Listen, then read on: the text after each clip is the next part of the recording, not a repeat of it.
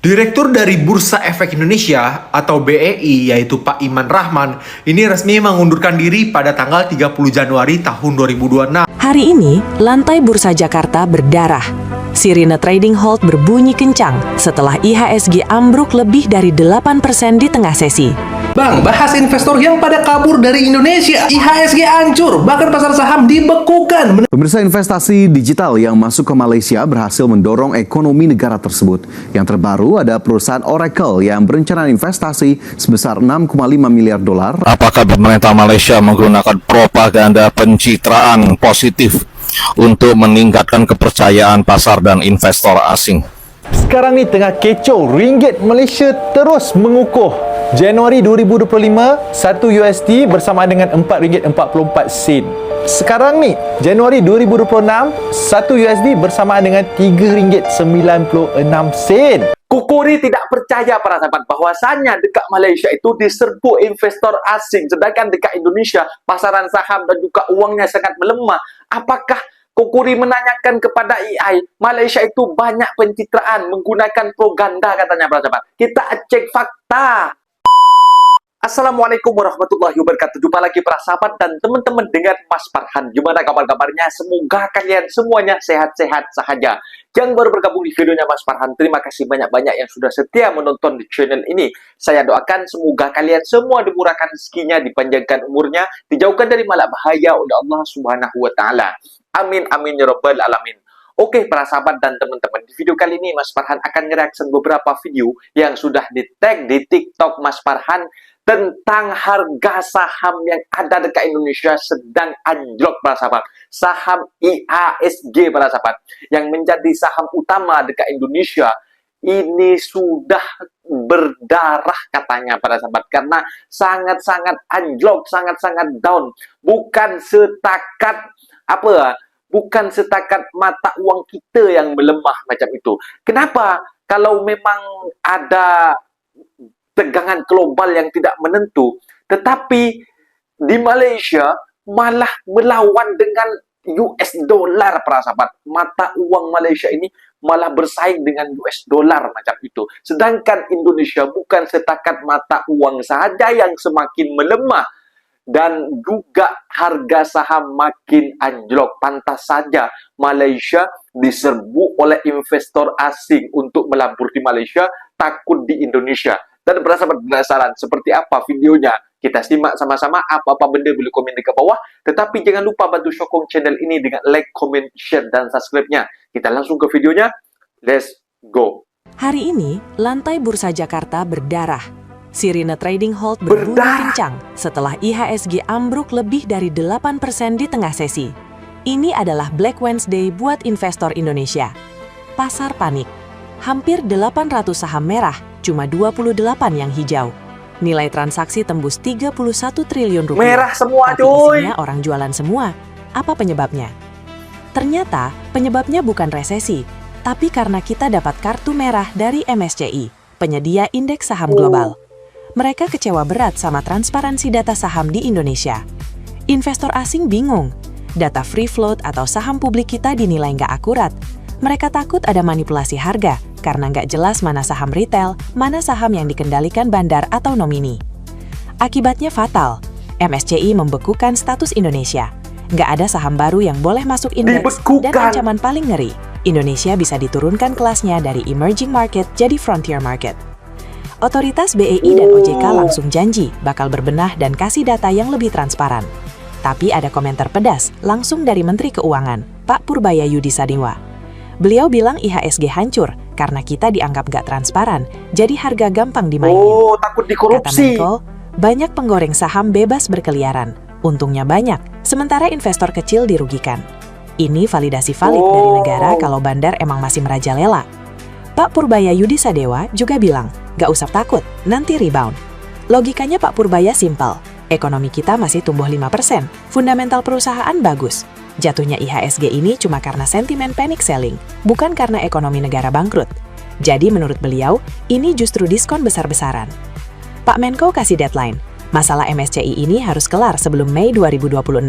Dan kalau sampai akhir Maret IHSG nggak membaik, beliau janji bakal datengin BEI langsung sebagai ketua KSSK. Intinya, fundamental ekonomi kita aman. Crash ini cuma sementara. Tapi PR transparansi dan bersih-bersih bandar emang harus dikerjain. Kalian tim panik atau tim serok bawah nih? Bang, bahas investor yang pada kabur dari Indonesia. IHSG hancur, bahkan pasar saham dibekukan. Menarik nih. Pertama, kita harus tahu dulu, IHSG ini apa? Apakah IHSG singkatan dari Snapgram? Bukan nih. IHSG itu singkatan dari Indeks Harga Saham Gabungan. Nah, tiba-tiba harganya terjun bebas dan merah semua kayak begini. Saking parahnya, pasarnya sampai dibekukan. Kenapa nih bisa begini? Sering cek kumparan Tirto dan CNBC. Ternyata, IHSG ini ibaratnya kayak termometer yang ngukur kesehatan ekonomi kita. Kalau harganya tinggi, warnanya hijau, berarti sehat. Itu tandanya banyak investor luar yang mau investasi di negara kita. Kalau jeblok begini, berarti investor pada kabur, pada berlomba-lomba buat jual saham-saham ini. Makanya harganya makin murah. Ibaratnya gitu. Yang menarik, IHSG ini anjlok di tengah kenaikan bursa saham Asia. Jadi yang lain pada hijau, harganya naik, kita doang yang merah begini. Tapi kenapa sih investor pada kabur? Netizen komen. Artinya apa? Artinya duit investor asing pada dipindah dari Indonesia ke bursa lain. Karena apa? Karena Indonesia udah beneran gelap. Gelap karena apa?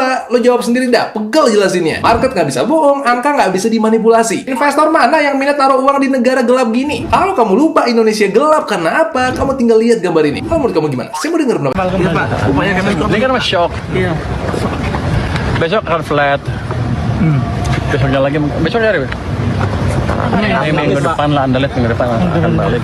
Karena infonya minggu depan betul-betul kita perbaiki dengan serius. Saya sebetulnya nggak peduli indeks. Kalau ininya bagus, karena otomatis naik. Cuma ini karena berita negatif tadi kan, kita tidak dianggap transparan, floatingnya nggak cukup besar sehingga bisa dipermainkan harganya seperti itu. Banyak penggoreng-penggoreng di pasar saham yang bebas berkeliaran, untungnya banyak, sementara yang investor kecil mungkin sebagian dirugikan oleh BI disikat aja BI. Apa? BI Anda yang sikat lah. Siapa lah? Oh itu kan saya udah minta ke OJK untuk mengkoordinasi dengan BI, dia akan mempercepat itu. Sekarang bulan apa? Januari. Ya ada kalau Maret sampai akhir Maret nggak jalan, saya akan ke sana sebagai ketua KSSK.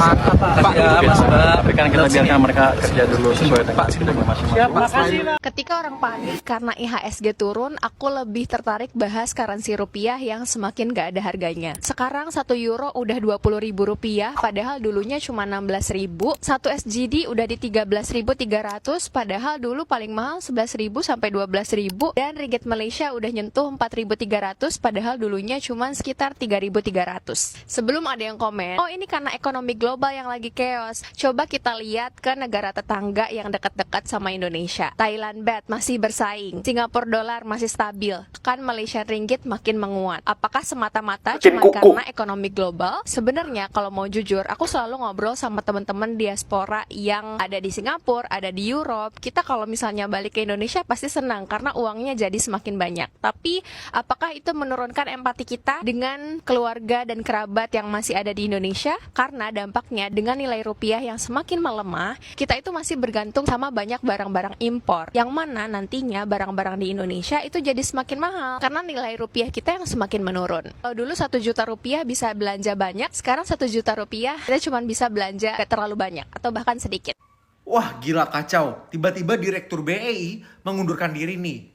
Direktur dari Bursa Efek Indonesia mengundurkan BEI, diri, yaitu Pak Iman Rahman, ini resmi mengundurkan diri pada tanggal 30 Januari tahun 2026. Nah, Pak Iman Rahman mengatakan kalau ini merupakan bentuk tanggung jawab dari Pak Iman Rahman sebagai bentuk dari hancurnya IHSG dalam waktu 2 hari terakhir.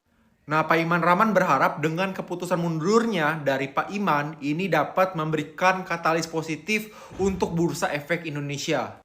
Nah, untuk sosok pengganti beliau ini masih belum ditentukan ya, jadi masih menunggu keputusan selanjutnya. Ya mau bagaimanapun, Pak Iman telah berhasil membuat IHSG all time high pada tahun 2025 dan itu merupakan sebenarnya suatu prestasi yang sebenarnya patut kita ancungi jempol. Nah, tapi menurut kamu gimana dengan Pak Iman Rahman ini mengundurkan diri dan kira-kira siapa pengganti dari Pak Iman Rahman ya? Apakah kondisi dari IHSG dapat membaik dengan keputusan ini? Bagaimana menurut kalian? Kalian tahu nggak, Malaysia mencatat 47% lonjakan investasi asing tahun ini. Kenapa?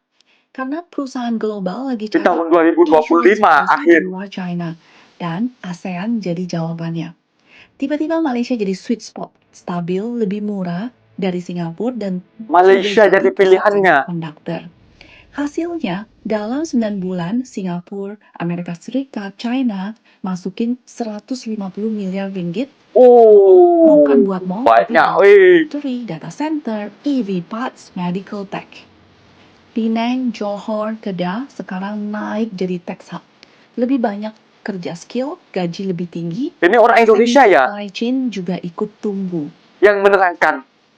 Tapi ini nggak otomatis buat semua orang. Kalau kita kurang engineer di Malaysia, teknisi, desainer, perusahaan akan ambil expat.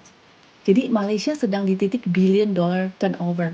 Jadi pertanyaannya, investor Indonesia siap ambil peluang ini tidak? Sekarang ni tengah kecoh, ringgit Malaysia terus mengukuh. Januari 2025, 1 USD bersamaan dengan RM4.44. Sekarang ni, Januari 2026, 1 USD bersamaan dengan RM3.96. So what does that mean to you and to me? So ada 3 benda. Yang pertama, barang import jadi lebih murah. So bagi mereka, especially kalau business owner kat luar sana mengimport barang-barang daripada luar negara, keuntungan atau profit margin anda akan jadi lebih tebal. Yang kedua, nak pergi travel overseas pun akan jadi lebih murah. So tahun ni memang tahun yang terbaiklah untuk anda pergi ke luar negara sebab currency kita sekarang ni sedang menguat. Yang ketiga, nak membeli saham-saham luar negara pun jadi lebih murah. So for example, anda nak beli saham Apple, Nvidia, Google and so on, kos untuk dapatkan saham-saham ini murah. So it's the best time untuk anda acquire saham-saham global. Persoalannya, anda tahu tak macam mana nak melabur? Berminat nak melabur? Komen invest, saya kongsikan caranya. Pemirsa, investasi digital yang masuk ke Malaysia berhasil mendorong ekonomi Media Indonesia. Yang terbaru ada perusahaan Oracle yang berencana investasi sebesar 6,5 miliar dolar atau sekitar 99,31 triliun rupiah untuk mendirikan fasilitas layanan cloud pertama di Malaysia. Perusahaan teknologi asal Amerika Serikat, Oracle, menjadi investasi tunggal terbesar di Malaysia. Oracle menyatakan layanan cloud di Malaysia ini akan membantu organisasi memodernisasi aplikasi, memindahkan beban kerja ke cloud, berinovasi dengan data, analisis, dan kecerdasan buatan atau artificial intelligence. Sebelumnya, Microsoft, Nvidia, Google, dan ByteDance juga telah mengumumkan investasi digital senilai miliaran dolar Amerika Serikat ke Malaysia sejak tahun lalu.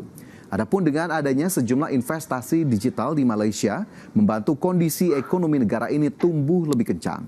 Dalam 2 kuartal terakhir, ekonomi Malaysia tumbuh melebihi proyeksi analis. Di kuartal 2 tahun 2024, PDB Malaysia naik 2,9% melampaui proyeksi analis. Dan ringgit Malaysia juga menjadi mata uang berkinerja terbaik di Asia. Dengan terbitnya DIPN ini, pelabur asing kita akan berasa lebih confident, berkeyakinan dan melihat bahawa negara Malaysia mempunyai satu hala tuju yang jelas. Kita bersikap serius dalam memastikan ekosistem yang digariskan di dalam DIPN itu berjalan seperti yang dirancang. Dan saya yakin dengan pendekatan yang konsisten dan berani, Malaysia mampu memberikan lonjakan dari segi ekonomi. Aspirasi negara adalah untuk memastikan pada tahun 2030 akan berlaku pertumbuhan 5% daripada pengeluaran daripada sektor pertahanan ni. Investasi di Malaysia bukan tentang paling cuan, tetapi tentang paling masuk akal. Bagi investor Indonesia, Malaysia menawarkan kedekatan, stabilitas, kepastian hukum, akses yang mudah, resiko yang terukur. Jika Indonesia adalah tempat membangun kekayaan, maka Malaysia adalah tempat menjaga, menyeimbangkan, dan mengembangkan kekayaan tersebut secara regional. Itulah mengapa bagi banyak investor Indonesia, Malaysia bukan sekedar alternatif, tapi langkah strategis berikutnya. Apakah GLC Malaysia dilibatkan untuk menolong atau memperbaiki bursa saham Malaysia yang jatuh dengan membeli saham-saham yang ada? Keterlibatan GLC dalam upaya menstabilkan bursa saham Hah? memang menjadi Kokori pertimbangan dan strategi yang nanya ke digunakan. AI. Hal ini bisa terjadi untuk meningkatkan kepercayaan pasar dan mencegah penurunan yang lebih parah.